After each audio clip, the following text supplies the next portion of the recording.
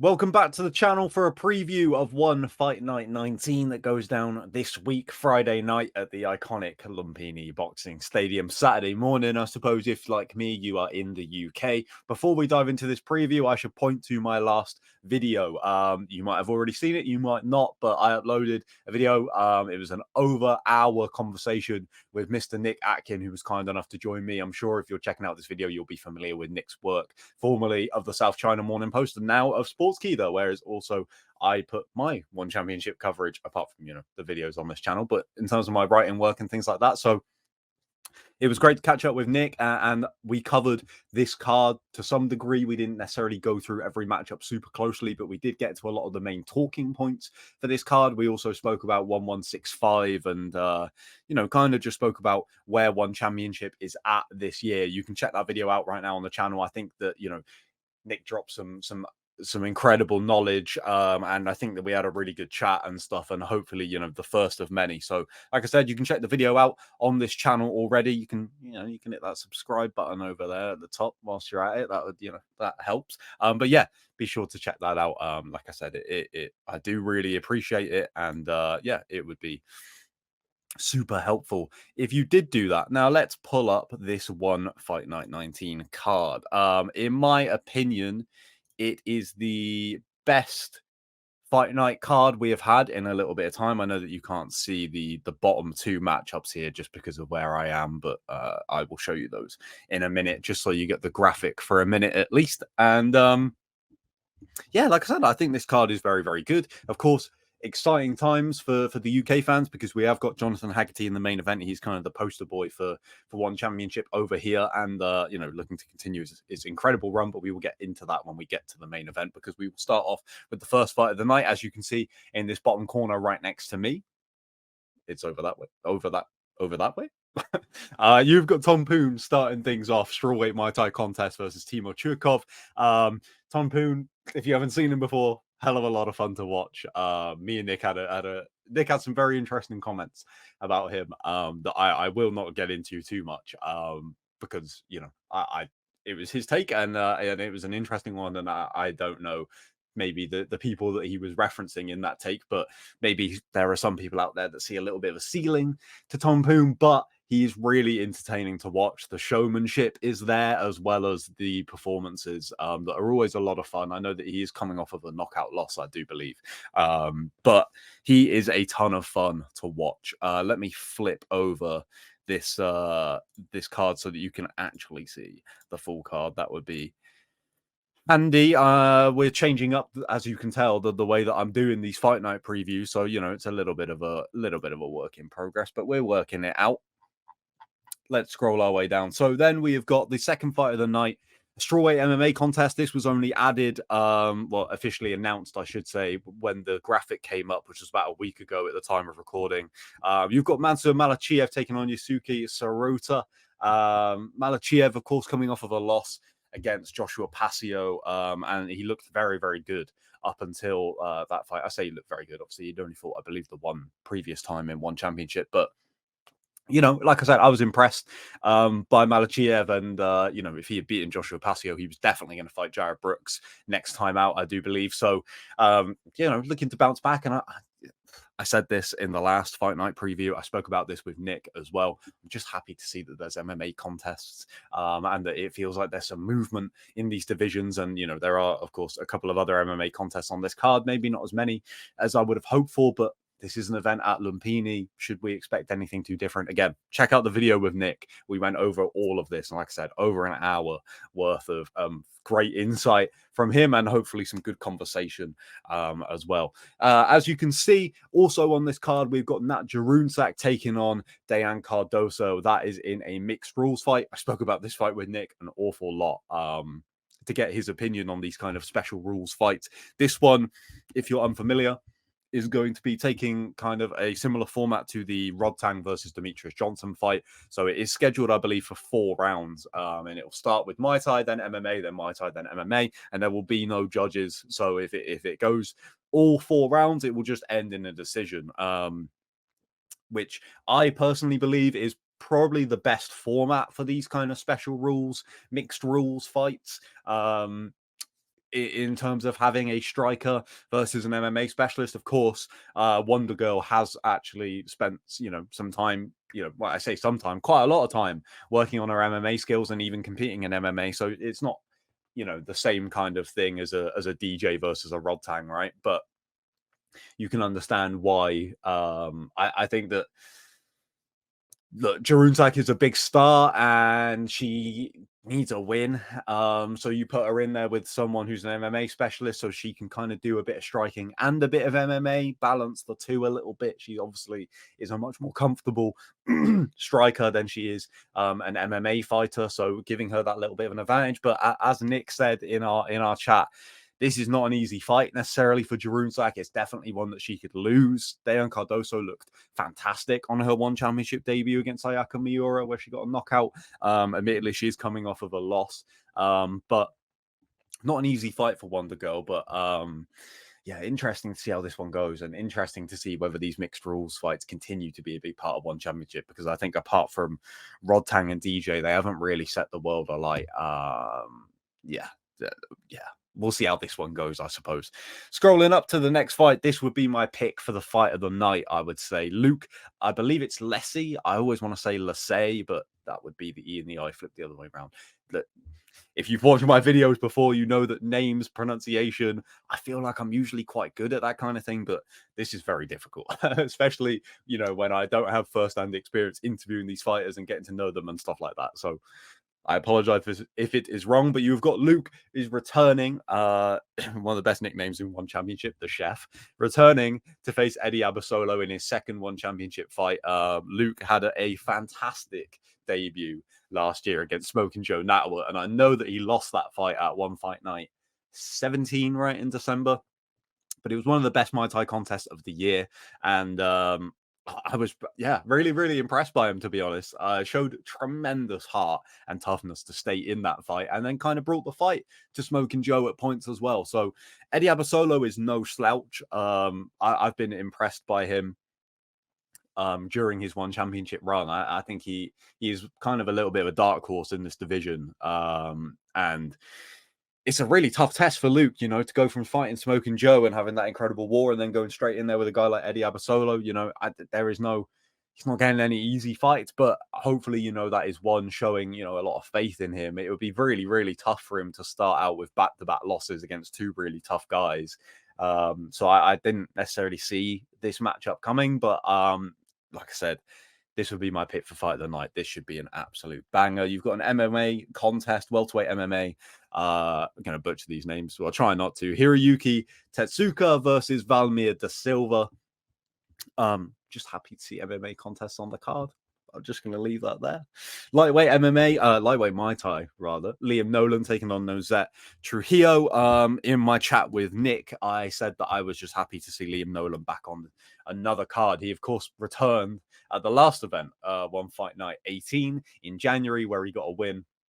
Pretty convincing fashion, and I was just happy to see Liam back competing, because he did have that year break after his fight with Eddie Abasolo. So happy to see Liam back, but as Nick pointed out, you'd maybe kind of hope for a big name opponent. I think that now that Since McClinby has signed a new contract with One Championship, that was announced a couple of days ago, I think that if Liam wins this fight, you have to try and book the Liam and Sinsumet rematch, right? That is the one that makes the most sense. I think that if Sinsumet is going to get a third crack at Region Ursel, he needs to take out, pretty much all the top contenders in this division, and beating Liam Nolan would be a great way to do that. And Liam, he just needs that one big name, and that one big name is, getting revenge over Sinsumet from their first fight. So hopefully Liam comes through this fight unscathed. I say hopefully. I have nothing against Nozet Trujillo. I'm just a big Liam Nolan fan, and I want to see him, compete for a title, because I feel like he's deserving of that spot. He just needs that one big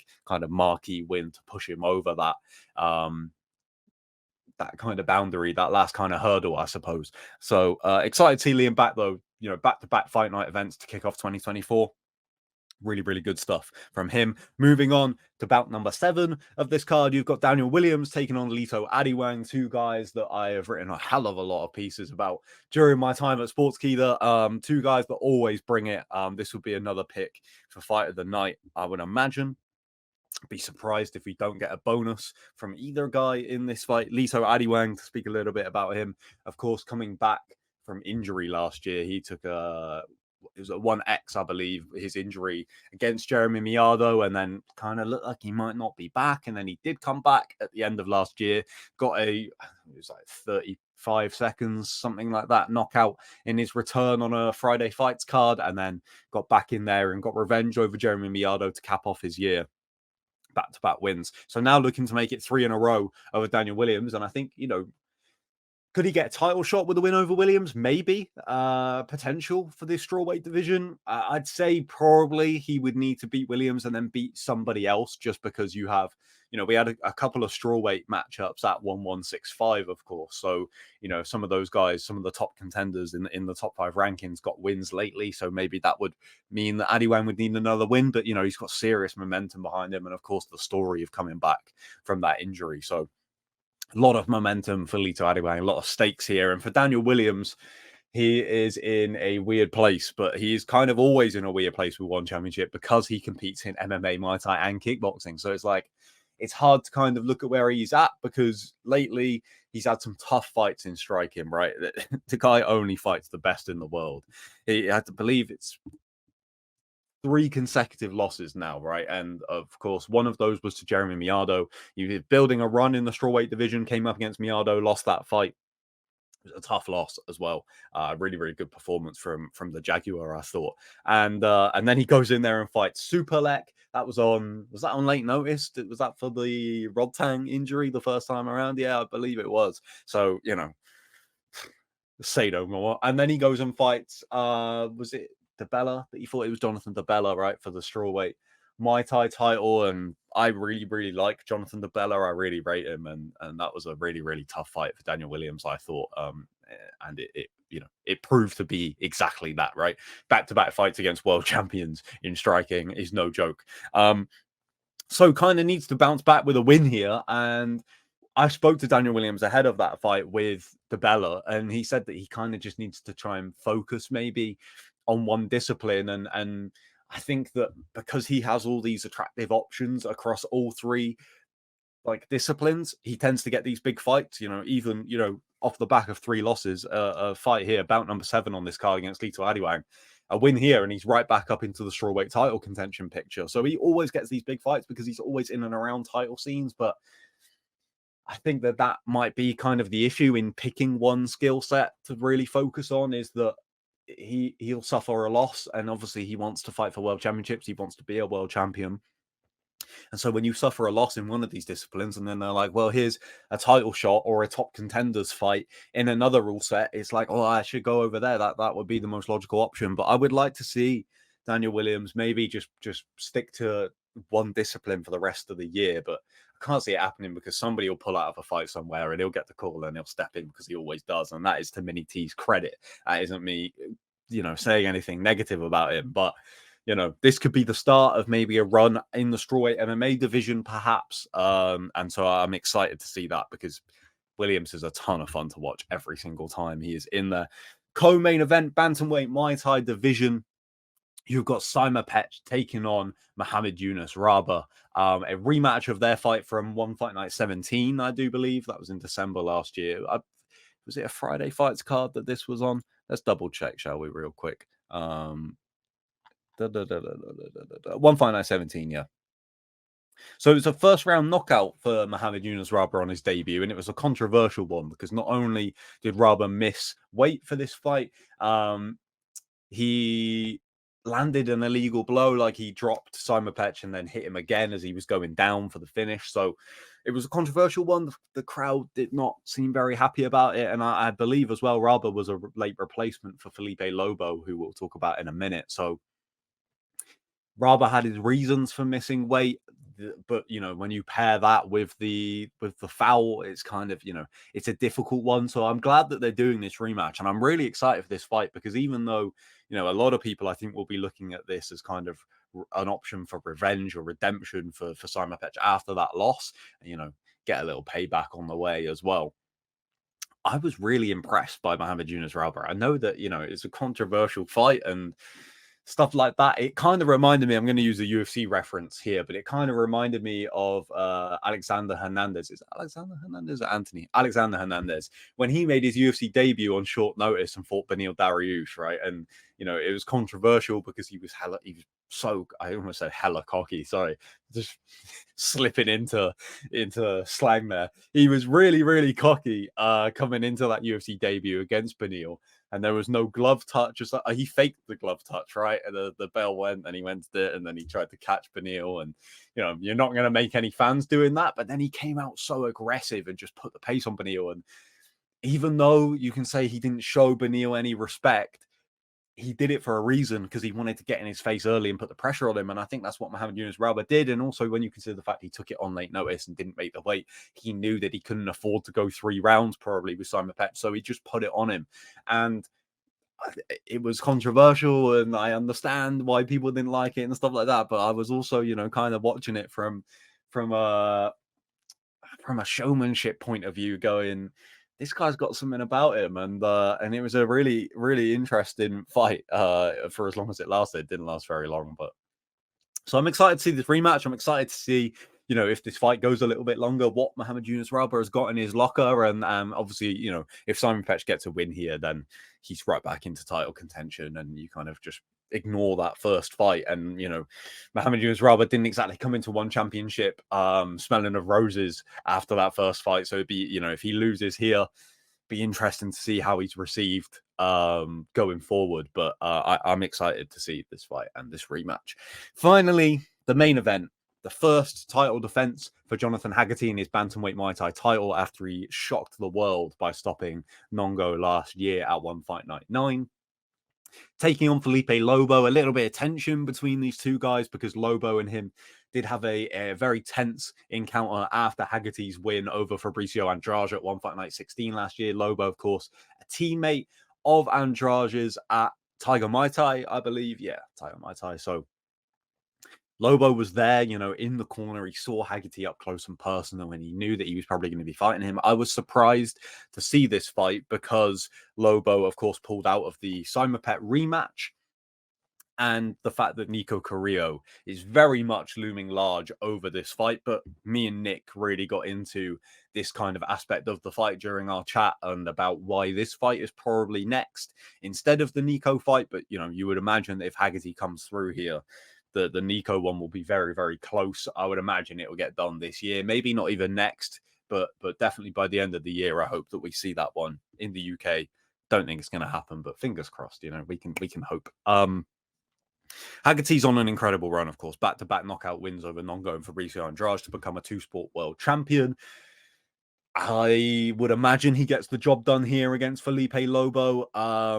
But it's, you know, definitely not the kind of challenger and opponent that you can look past. I don't think that Haggerty is doing that. I know that he has spoken about Carrillo lately, and, you know, there's a little bit of bad blood between those two guys. I don't think it's anything too personal. It's just competitive rivalry, right? And that's great to see as far as I'm concerned. So adds a little bit extra fuel to the fire. So I think that Haggerty will come through this one personally. But I do expect it to be a very good fight. And again, the implications of what's hanging over this fight, I think, is what makes it extra interesting, right? Because Haggerty had this incredible year last year, and this is kind of the first opportunity to really solidify that reign. I know that, you know, if you look at it, he beat 2 world champions back-to-back knockouts. It's very impressive, but Nongo, you know, there's conversations. Is he the same guy anymore? I think we'll find that out when he faces Vladimir Kuzmin in Qatar, personally, because I just think that Haggerty and Carrillo were pretty bad matchups for Nongo, and I think Kuzmin might be as well, to be honest. But we shall see. We will find out at that question at 1166. But then you could also say, you know, Andrade isn't a striking specialist, even though he does have a background in striking, and he is very good at striking in MMA. I was like not really worried that he was going to look out of his depth, and I don't think he did personally. Haggerty caught him with a head kick and got the finish in the second round, and it was a very good performance from Haggerty. But, you know, this is the first, you know, contender first challenger, like I said, first opportunity to really solidify this title reign. And whilst I do think it's a favorable matchup, I don't think you can discount Felipe Lobo either. So it's an interesting one. Like I said, big deal for the UK fans because this is our first Sky Sports event headlined by Jonathan Haggerty, the face of One Championship over here. So if he produces a big knockout or something like that and it goes out on the Sky Sports YouTube channel and the Sky Sports social medias and stuff like that, it could be really big. Of course, you've got his teammate Liam Nolan on the card as well. So I'm sure there will be a little bit of a spotlight on him this week. And that'll just about do it for this One Fight Night preview. Thank you for checking out this video. Hit subscribe, drop a like, all that good stuff. I know that this one went a little bit long, so I do apologize for that. I do try and keep these quite condensed, but there was quite a lot to get to. And like I said, I've been chatting about this card quite a lot because of that chat with Nick. So lots of things going on. Like I said, please do check out that video with Nick. It was a pleasure to do. So thankful for his time. And like I said, hopefully the first of many. Keep these previews coming, and I will continue dropping One Championship content as long as you guys keep showing it some love. So do that, and I appreciate it, and enjoy the fights, and I will see you on the next video in a bit.